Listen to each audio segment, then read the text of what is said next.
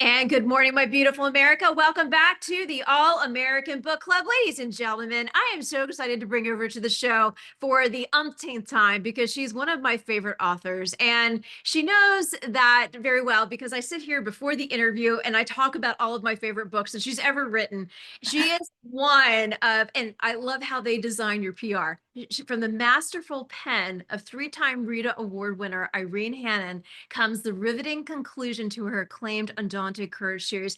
For the YouTube people, I'm holding it up.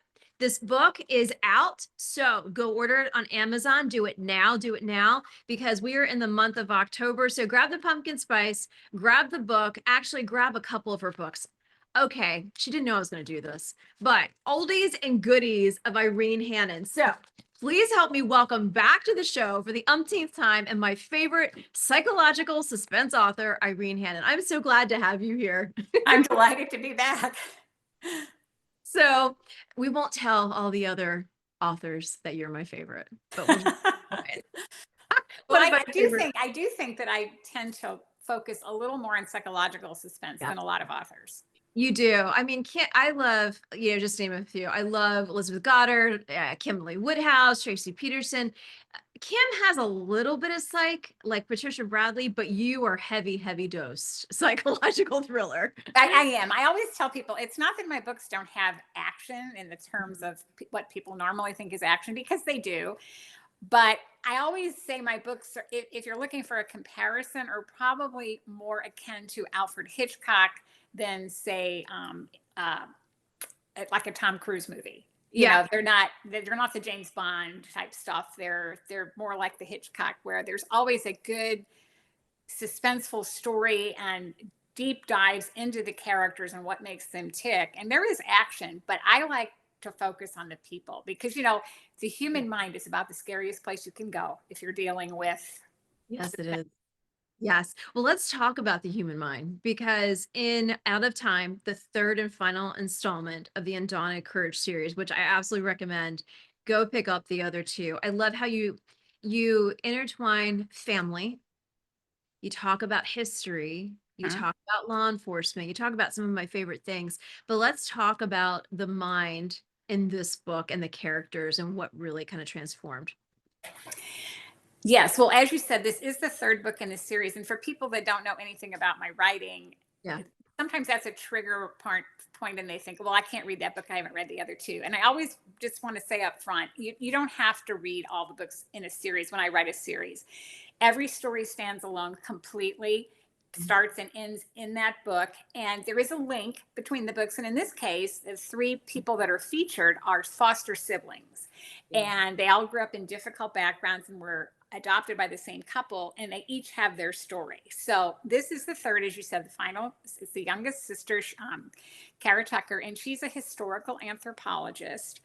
And this was a really fun book to write in terms of diving into characters, because even though it's a modern setting and it's set in rural, isolated area of Missouri, it has sort of a feel of the old English mysteries that are set on an isolated estate somewhere. And you have this cast of characters, and they're all suspicious, and you have to figure out who's responsible for what's going on. So this book, because of that setting, kind of gave me that opportunity. And I was able to people the story with some interesting characters who all have a reason and a motive to not want what the heroine is there to do to happen. And for people that want to know a little bit about the story, she is a historical anthropologist, and she's taken a fall sabbatical, to go to this isolated estate to work with this older woman who has about 100-year-old diary written in an arcane language that is dying. And it is a real language. It really is dying. And she's got this journal. And so this gives my heroine an opportunity to delve in. She's going to translate it for my heroine. She does speak the language. And this is going to give my heroine an insight into the era of 100 years ago in this isolated rural community, which was very French history. So that's what brings her there. She thinks it's going to be a very quiet stay. Nobody's around, but it ends up not being quiet at all, because all kinds of things start to happen. First of all, they are on this remote estate. And things like, they're working with the dying language. There's some suspicious deaths that happen. There's this groundskeeper that's kind of like a mysterious character, very antisocial. There's a hidden treasure that ends up being brought into the story. So all this stuff is happening on this isolated estate that she thinks is going to be a quiet sabbatical. So it was a great opportunity for me to take a variety of characters and go pretty in depth with a number of them to give readers hints about why they might be the person that doesn't want this journal to be translated. And so I loved having that chance to Yeah. deal with multiple characters and multiple motives. Well, I liked, I mean, I instantly love the opening to the book. And then as you dig deeper, you go through the characters so well, the main characters, and then those who's doing all of Mhm. these things around this isolated estate. Is it, is it the historical, theater or museum gentleman? Mhm. Is it the cousin? Is it who it's almost like playing the mystery game, is it them in the room? I mean, because Oh, all right. Oh, the yeah, old clue game. yeah, Yes, the old yes, game. yes. Because you go through all of these characters of this amazing older woman who Hmm. loves having Cara there, and then Yes, Cara being in the cottage, yes, starting to see these weird things happen. Who's watching? Why are they watching? And right. discovering not only of the historical books that they have on the premises, but there's more to that. Yes, yes, And absolutely. how you Yes. really like open that all up. I'm trying not to give too much away. It's just so It is really hard to talk about suspense books because you don't want to give too much away. You don't want the reader to know too much going in. And so when you do interviews or people do reviews, sometimes I cringe because somebody in a review will say something that I'm thinking, you shouldn't have said that. They won't know that till page 320 or something. But, so I try to be very careful in interviews not to give too much away. But yeah. yes, there are a variety of characters. This is all the suspicious ones. There's a suspicious housekeeper. There's this, Yeah, the housekeeper. yeah, Yep. groundskeeper. That what is his story?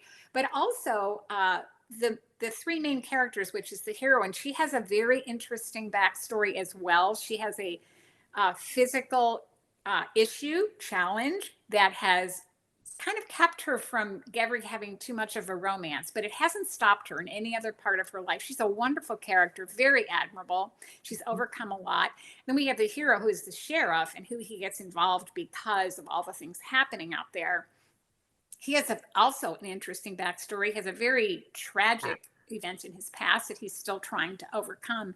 And then this older woman herself is an amazing character. The more I wrote, the more I just realized she has so much of a story that kept being revealed and layers peeled back as you went along. So I just love writing characters. I often tell people, I don't think my plots are good, but my plots are just the framework for me to explore people. I just find people's stories fascinating.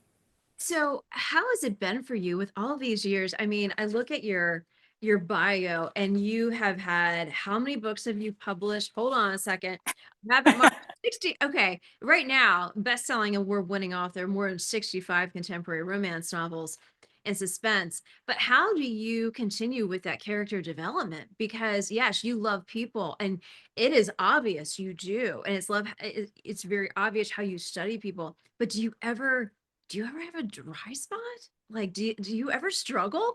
I just sit there and watch your development. Yeah, yes, yes, that I do. And the interesting thing is, it gets a little bit harder the more you write because you have used a lot of plot devices already. You have explored different sorts of characters in a whole range of characters. So when I start a book, I do have to think to myself, I'll have an idea and I'll think, wait, I did that in this book. I don't want to repeat that. So it does get more challenging. People think it gets easier the more you write. And the technical part of it probably does, because you become a better, more proficient writer from a technical standpoint. But the Yeah. idea generation and story development and plot development becomes harder because you've done so many things already, that Yes. coming up with something new, that's a new twist, a new take on a character, that does become more of a challenge for sure. Oh my gosh. Well, can we have to bring something up. We talked about this before the interview.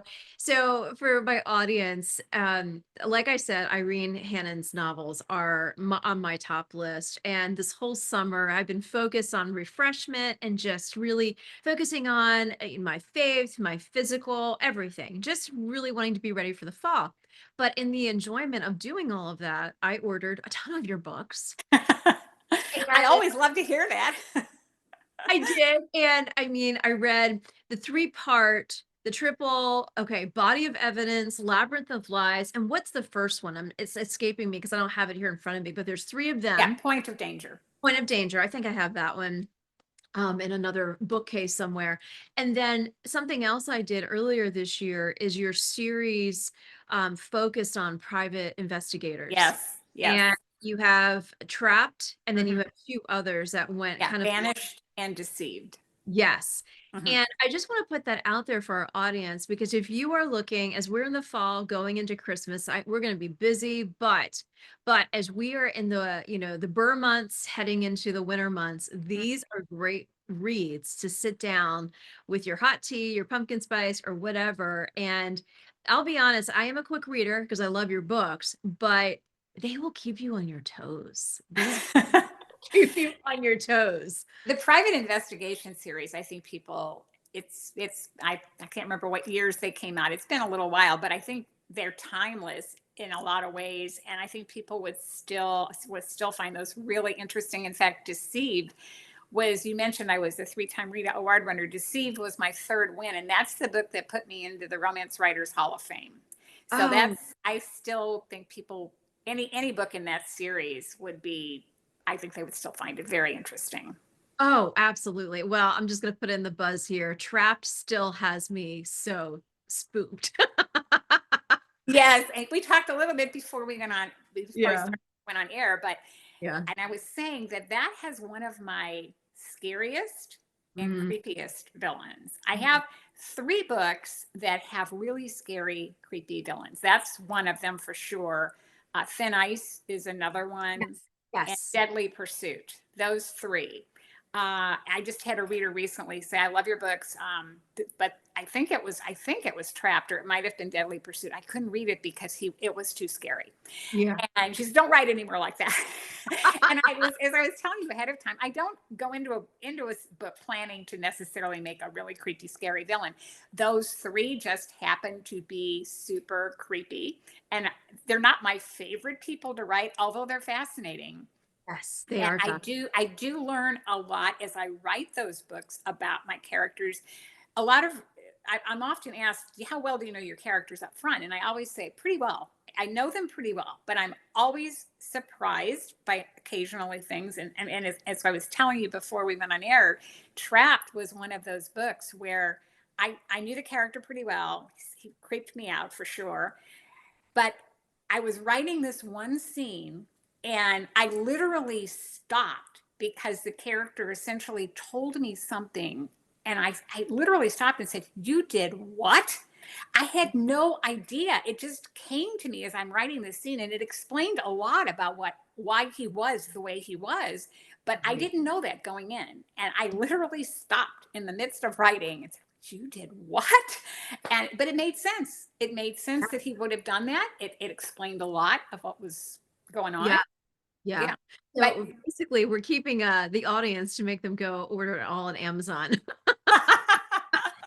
Do yourself a favor. Just go pick up all of just type in Irene Hannon and get as many as you can because you will be entertained.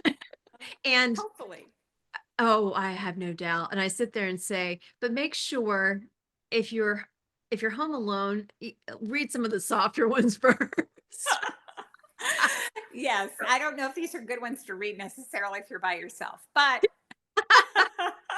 Yeah, absolutely. I wanted to mention I know in one of our many interviews, you had highlighted to me that you were previously a journalist. Yes. And you can tell, I mean, so many amazing best-selling authors come from all walks of life, which makes it so intriguing.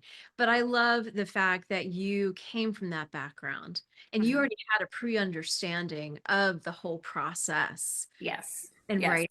And I just want to applaud you for that. But was that basically the inspiration for you to go in this direction? The journalism background, Yeah. I don't know. I don't necessarily think so. I think it might have been the reverse, that I went into journalism because I love to write. Yeah. And we may have talked about this in a previous interview, but I came from a very blue collar background. My Mhm. dad was an Irish immigrant. He came here when he was 26, and he had lived in a cottage in Ireland by the sea with no running water, no electricity. Mhm. They had nothing that the world considers valuable. But he always said, Irene, we were rich in all the ways that mattered. He had a Yeah. wonderful, Yeah. but he grew up in that background. So when he came to this country, he actually, I remember at one point, held 3 jobs. And so I always knew growing up that I needed to have a career or a job that was going to pay the bills. I didn't want to be a starving artist. As much as I loved to write from as far back as I can remember, I didn't want to have to worry, can I pay the bills? Can I pay the rent? Can I put food on the table? So writing as a career was never top of mind. So I actually majored in psychology in college, which maybe explains why I love to write about people. But I wrote on the school newspaper while I was doing that because I couldn't give up the writing. Yeah. And when I was about almost like junior year, I think, with psychology, it suddenly occurred to me that that wasn't the most practical major either, unless I got a master's, which I Yeah. was interested in doing. But then that's where I realized I'm at this fork in the road moment, and I could do that. I could get my master's in psychology and do that, which have been interesting. Or I can switch gears and get a master's in journalism, and Mm. the writing won out. So Yeah. I ended up finding a practical way to use writing where I knew I could hopefully put food on the table and have a steady income. So I did that. And uh, after I was eventually, I ended up going into corporate America finally and getting a great job writing every day in corporate communications. So it was a wonderful job, and I was writing my books on the side by that point, and I reached a point where I had to decide between the two. I had 2 full-time careers going, and I had to say, okay, I can't do this. I can't do 2 careers full time, and I have to pick. And it was a huge leap of faith because even though I'd published by then, book writing is like show business. You're only as good as your last book. Right. But Right. I hoped that it would be a good choice, and it's turned It out to is. be the best choice I could ever have made. Yes. So I've Bravo. written my whole life. So I think my love of writing is what fueled my interest in journalism, not the other way around. The other way around. No, but I love how you were inspired all along the way from your father and your family legacy to tackling, doing corporate, doing journalism, and now being a best-selling author multiple times over. So, I mean, that is a true testament to the young people that listen to the show saying, you know what? We have many more opportunities. It's not an end tomorrow. It is so many more opportunities and how, I feel like God gives us so many gifts and it's not a straight line. It's all over the No, place. It's all over that's the true. place. Yeah. That's true. And, opportunities are out there. You just have to sometimes recognize them. And the other thing is, people talk about luck, and I think there's a degree of luck sometimes. Maybe the timing of things works for you, but it all comes down to hard work, Yes, it does. perseverance, and commitment. Yeah. That's how you succeed. Yeah. Just don't give up. Yeah. Yeah, no, I'm 110% agreeing with you because you know what? We can get clicks all day, we can be on social media all day, but is that really doing the hard work for us? No, the hard work is being at a desk and interfacing with people and really producing and just putting that very heart and soul into it, not just checking the boxes and depending on social influence. I Right. think that's that culture that we're in. It Uh, is. Yes. People who watch interviews like this that I do, they see what I might call the glamour side of writing. Oh wow, you're being interviewed on this wonderful program. How great. What they don't see, this is half hour out of my day. What they don't see is the other 9 hours where I sit in front of my computer in my sweatshirt, no makeup, no glamour, just doing the hard work of writing and creating. And that if you want to succeed, you have to do that. You know, Exactly. there's no easy path. No, no, there's not. There never has been, and there never will be. No, And you know what? And even Christ had no easy path for us. that's right. That's right. Yeah. Yeah. Exactly. Okay. We've gone over, but I have to ask you one more question and then we'll Okay. wrap. Okay. What's on the horizon for Irene Hannon for 2026? Please tell me more adventure. So 2026 will be a little bit different for me. I've been doing 2 books a year. I have a series set on the Oregon coast in a little town called Hope Harbor. So that I'll have another book out next year in that series. It's number 12 next year. Oh, wow. And You're like, normally I would have a new suspense book in the fall, but we're going to do a repackage in one of my older series next fall because this year has been completely disruptive in my life. We had a major move. We're barely in our new house, not planned, just threw our life into chaos. So yeah. I knew I could not get 2 new books written next year. So as I Yeah. said, we'll do a repackage of an older series next year. And Okay. then hopefully I will be back on my normal schedule with suspense in the following year. Wonderful. Well, I can't wait. And I wonder if I already have the older books that you're going to be repackaging. I'm sitting here pins and needles. I think it's the Guardians of Justice series. I would have to double check my Okay. publisher I exciting. still haven't ordered those yet. So Yeah. that was on my list. Yeah, Okay. I think it's that one. I mentioned one of them is Deadly Pursuit, which I mentioned earlier. So I Yeah. believe that's the ones that they're repackaging. Okay. Well, Irene Hannon, you were such a blessing. You were so much fun. I'm so thankful to have you back here for the umpteenth time because I love having you here on the show at the All American Book Club. Thank you so much for all that you do. It's my pleasure. It's always fun to talk with you.